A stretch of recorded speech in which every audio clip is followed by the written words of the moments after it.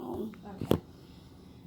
Well, the rectal cancer is in an early stage. It's really a I would say stage 2, but that's not the problem. I don't know if you know, this CAT scan showed that he also has liver cancer. So now he has another cancer in his liver basically, and both could have been treated had his condition not been so bad. Okay. The treatment for liver cancer, the usual treatment is either cutting out that part of the liver because he only has one lesion in the liver. But his liver is so bad that the rest of the liver won't be able to take up the function of the liver, so we can't cut it out. Okay. The second is chemotherapy, but again, it's not recommended if your liver is really bad because it does more harm than good. So, we stage the liver kind of how bad the liver is. I don't know if you've heard of it, Child-Pugh A, B, or C. Yeah, I think was it Panu or the general surgeon was trying to explain. Okay, so he's a C. So he's a very, very decompensated liver patient. Okay, and with C, neither chemo nor resection is a possibility. Only thing which could have helped him was a liver transplant, but now he won't be eligible for transplant because he has another cancer. So they won't put him on the transplant list. So we are really stuck in a rock and a hard place at this time. So there are two options. One is not doing anything and just letting him be comfortable, palliative care, just letting nature take its course. Okay. The second would be a very aggressive measure, which I think he may not do well on, which would be giving him, trying to treat his rectal cancer. Okay, but with all his liver being so bad, I don't think he'll do well, to be honest. He might end up doing worse than doing better. Sometimes treatments can harm, it. So patients who are already so weak and have such a poor performance status, when we try to treat them, the treatment harms them more than the disease itself, and we might just shorten his lifespan by trying to treat his rectal cancer. So at this point, I really recommend that. Come here.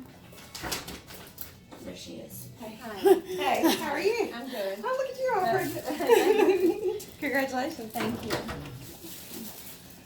So at this point, I can go over it again. Okay. Oh, I'm sorry. No, that's okay. I was hurrying. So his rectal cancer is not in a very bad stage. It's in an early stage, stage 2. But unfortunately, when I did the CT scan to see, if this cancer had spread somewhere, we found he has liver cancer too. So he has hepatocellular cancer, probably because of his cirrhosis. And now I was just telling her the main treatment for liver cancer is either, if you have only one lesion, he has only one so far. The main treatment is cutting out that part of the liver. Okay, but his liver is so bad that we can't cut it out because the rest of the liver would not take up the function of the liver and would not support the body.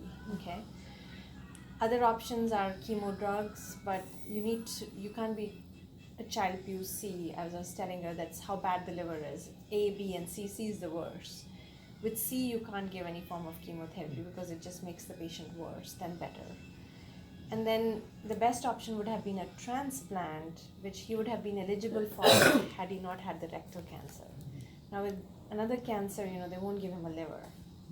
So we're really stuck in a rock and a hard place here because we really don't know, which two things are pulling at us. So I was saying that the best treatment at this point would just be palliative, comfort care, make him comfortable. Both the lesions are small, shouldn't cause him problems. Okay.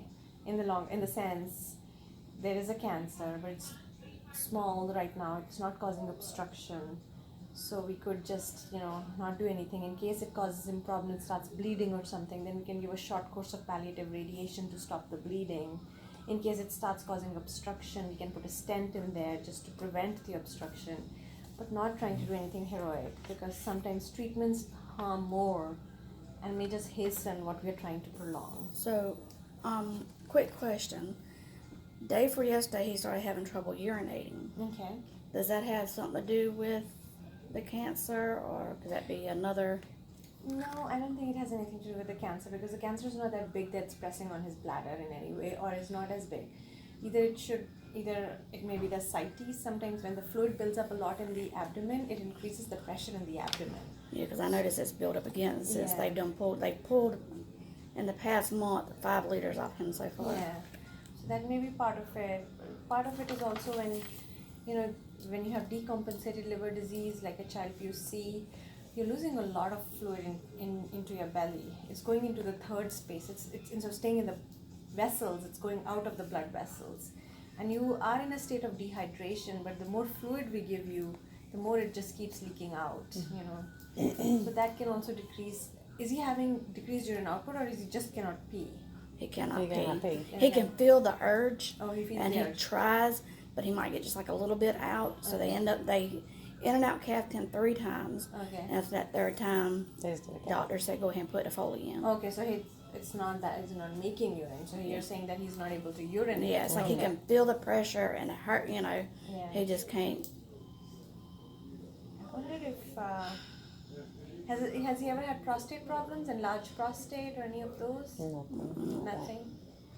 Because I'd asked about a urologist coming around, but they Yeah. said wait till we spoke with you, and then we'll go from there. I don't think the rectal cancer should cause it. It's not that big a lesion, and if it's very big, adherent to then it causes it. Not to that.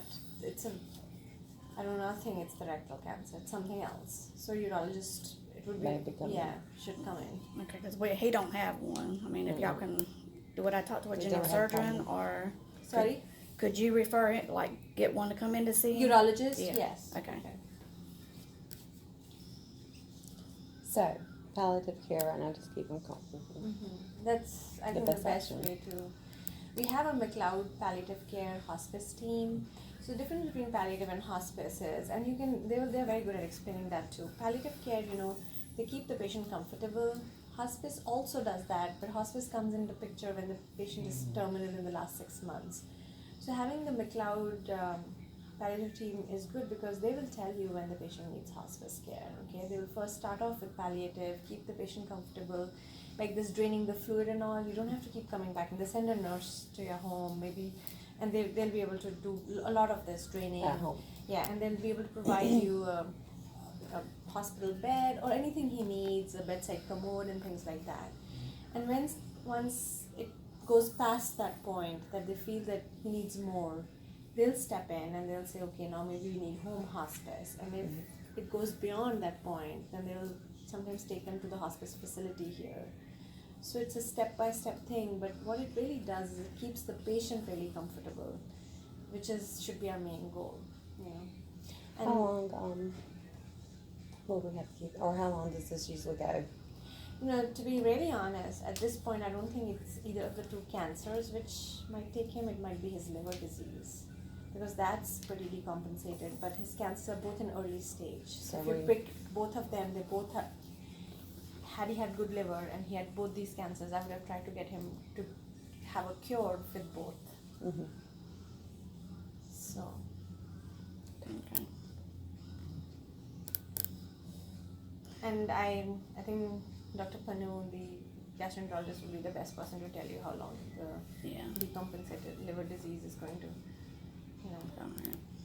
Well, we were How told long 9 has years. he had the liver disease? 9 years. 9 years. That 9 or 9.5 years ago, they gave him 5 years to live. Okay, And he's beat it. So, He's stubborn. that's good. Mm-hmm. So if you guys are okay, I will put in the consult for palliative care. They'll come and talk to you. They're a wonderful set of doctors and nurses. I've had nothing bad to say about them. They've helped all of my patients who needed them, to the last minute. So it's really good to talk to them, see what options are available, how can they help you at home, and all this.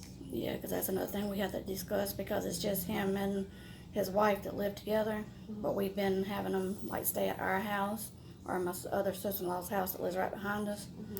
But I told them, because I don't work, I stay home with my husband, which is his son, that's in a wheelchair because he's paraplegic.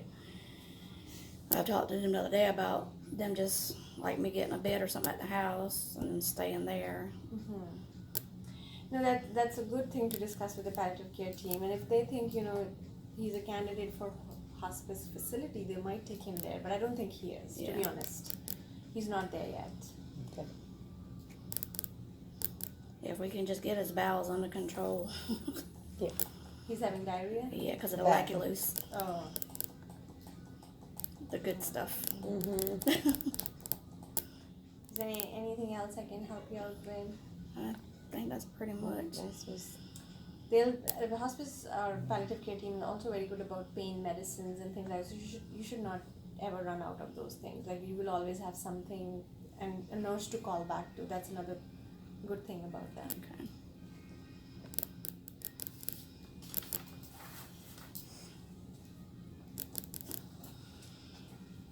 He's very sleepy today. I came here yesterday twice and he was very. Well, they gave him IV Benadryl and something else because he's, like I said, he started having that. They were pretty sure he ain't took Tylenol in years, and they started giving him Tylenol, and that's the only different thing he started taking. His tongue was swelling, Oh. and he started having, like, he said, it felt like a big ball of air in his throat. Okay. So, and his oxygen level dropped to 91.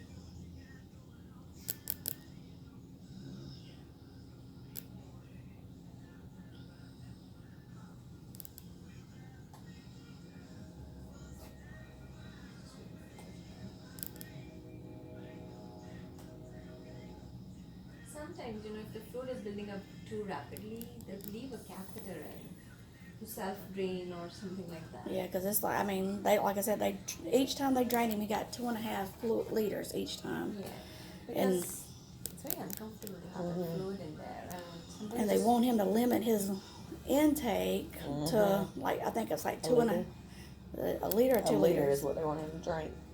I thought it was 2 liters. And that's what they got out of him was a 2, and then they said he couldn't have it a liter.